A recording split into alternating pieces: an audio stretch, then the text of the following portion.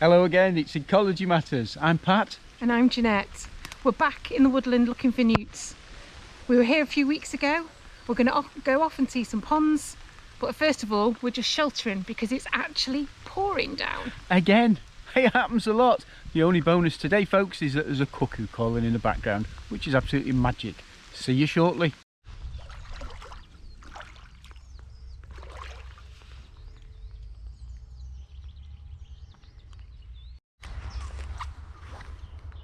We're still on the way to these great crested newt ponds, but there's a lot distracting us today. We just stood here now. Pat's going to take a bit of a recording. There's lots of birds going on in this wood. Hey, so I'm really keen on sound recording. Normally have a lot of really sort of swanky gear, posh gear, all kinds of parabolic reflectors and recorders. I've just got this really simple basic unit today. It's what amounts to a little handheld dictaphone really, but it's quite high quality. It's an Olympus unit, very, very well made, easy to use. The good thing is that we can take some kind of evidential recordings here which will act as proof of what we found, and we can output sonograms from them. We'll show you some sonograms as part of this video.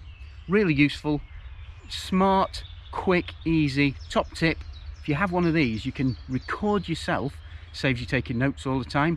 Record yourself on bat surveys, saves you stopping looking at the bats. Brilliant for birdsong too.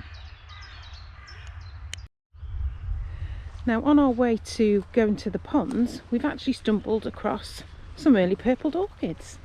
Let's have a look at this. Really unusual. We've never recorded them in this wood before.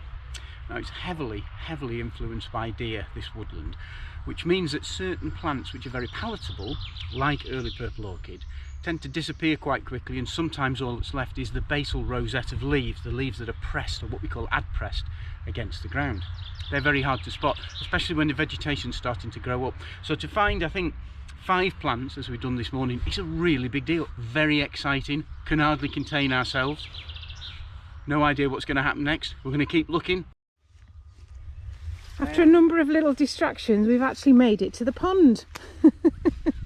We got rained off yesterday. We decided to go and do something different, and now we are here checking this pond, which if you check out some of our earlier videos, you will have seen we've been here before.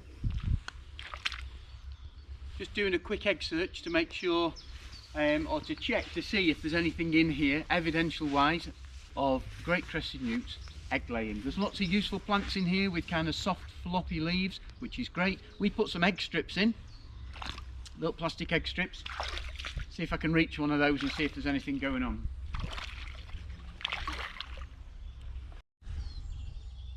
No great crested newt eggs so far, but tens of these bibionids, these St. Mark's flies, which are everywhere at the moment, all inside the van yesterday, covering us, and now on top of the pond where we're looking for great crested newts.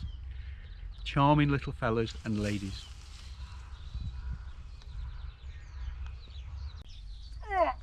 Oh, whoever put this one in did a proper job.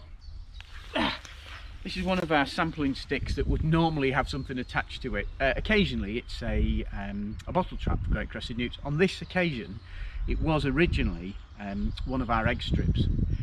Interestingly, those egg strips were put well into the pond, usually at least a metre or further into the pond, depending on how safe it is to get in. In this occasion, what's happened is the water levels receded quite considerably. What's interestingly, just how far the pond has receded as a result of lack of rainfall. Hey, we fastened some of these refugia down with a little bit of weight, in this case some sort of broken bits of logs and things that we found lying about the woodland. The reason for that is to try and get them as close to the ground as possible to provide the best possible conditions for things like great crested newts that might use them. We've not checked this one yet. Let's have a look and see what's going on. We're quite close to a pond. Unfortunately not. Typically lots of slugs, wood lice, bits of places probably where field voles have been running and starting to make nests, and that sort of blanched vegetation typical of what's happened when you put an impermeable surface down. Okay, on to the next one. Right then, all mats clear. of beasties.